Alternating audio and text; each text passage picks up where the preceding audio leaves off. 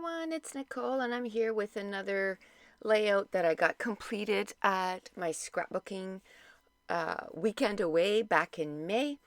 And this was another page that I just looked at one of my plastic bags, and I had all these leftovers from previous pages, tons of embellishments and pattern papers and scraps of papers, and even some papers that had been cut out in shapes of circles, like in a circle shape. And I thought, these need to be used up, because just sitting there in my stash, it's not it's not getting stuff used up, and I can't stand having little bits and pieces just sitting there in my stash. I like to get them used up. So there was some of them that were cut out into circles, and I thought, hey, let's get them used up.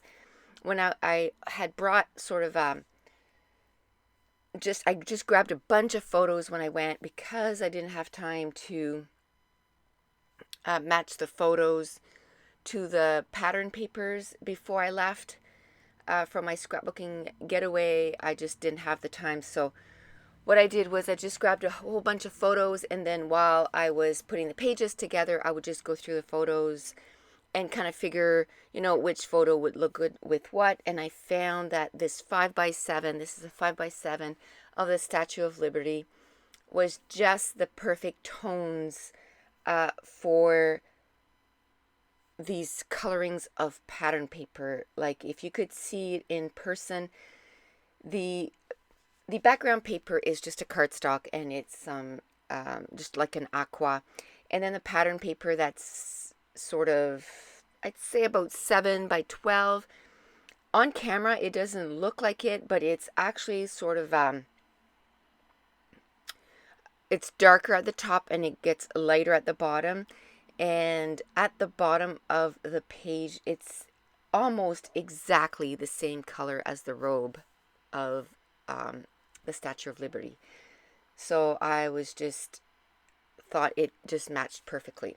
So I want to mat the photo, and like always, I just put it in the center of the cardstock that I'm using. It wastes so much paper, so less cardstock or pattern paper, whatever you're going to mount it with, and you don't see it because it's in behind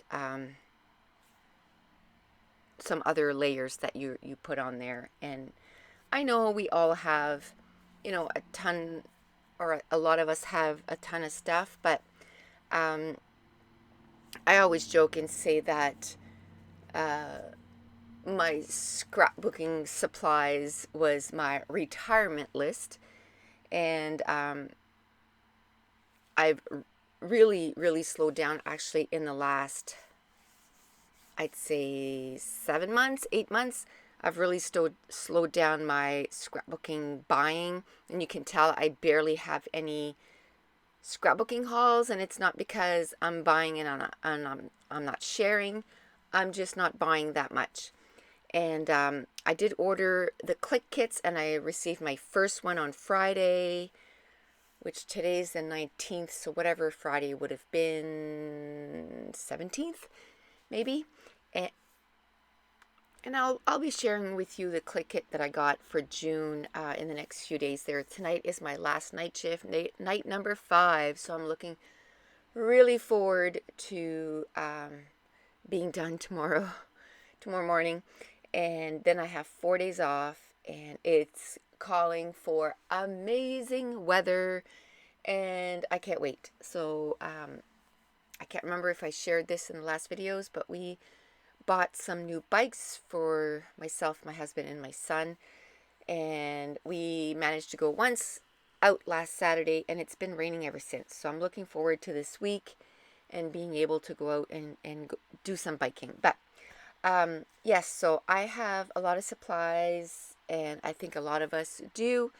And I always said that it was my sort of retirement stash.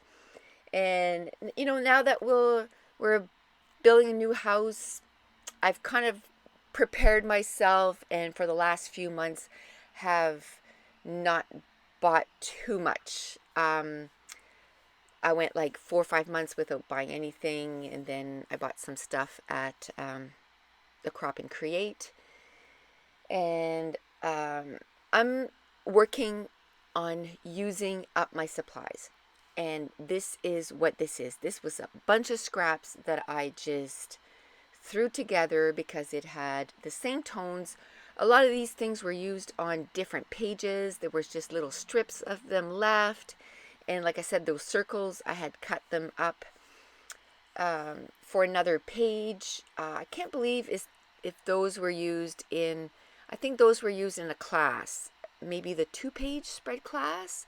And that's what was left over, or from other layouts. I don't remember where these pattern papers are remaining from, but there was a bunch of scraps, and I'm so glad that they're now on a page and they're not just sitting there unloved in a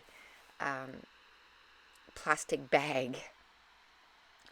So one of my favorite things to do is to scrapbook with scraps, because the stuff is a certain size and you either figure out how to use it that size or you just don't use it. And I just love the fact of trying to use it in the size that it is. And if you saw a lot of the pattern papers that I put on this layout, I just used in the size that there were.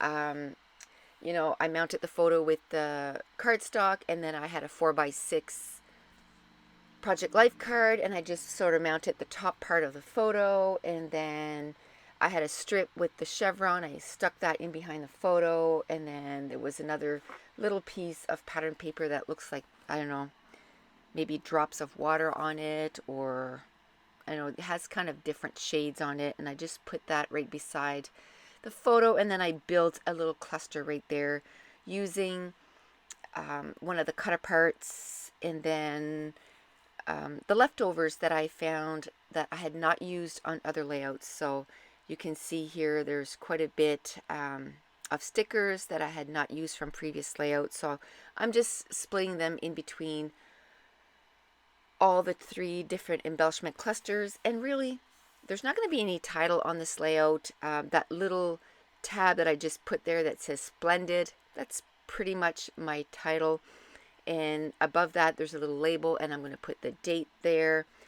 There was an acetate heart that I hadn't used on previous layouts. I put that with that cut apart. I put a little banner up there that was the leftover of the sticker that I cut apart. And then there was little puffy hearts that were left from previous pages that I didn't use, and I'm going to use those. There's an arrow I'm going to end up putting down on there. And then little word stickers, one that says love this. And then on the frame itself, or the cut apart, there was the word love. So I felt that that was good enough. I didn't have to put another word there because there was a word on that cut apart. And now I'm using some stickers and just putting the date of 2012. And I'm going to put my journaling in that half circle that's right underneath that tab. I'm just going to go right down that and put a little bit of journaling there. I'm not going to do it on video because I was at a scrapbooking getaway, and I just can't write when I'm chatting with other people. And that's where it's nice to, if you can get your journaling done ahead of time, because then you don't have to worry about that. Then you just copy whatever you've put down on your recipe card. But I didn't do that this time. But that's it. That's going to complete this layout. If you're enjoying these videos, if you wouldn't mind giving me a thumbs up. And thank you so much for watching. Bye.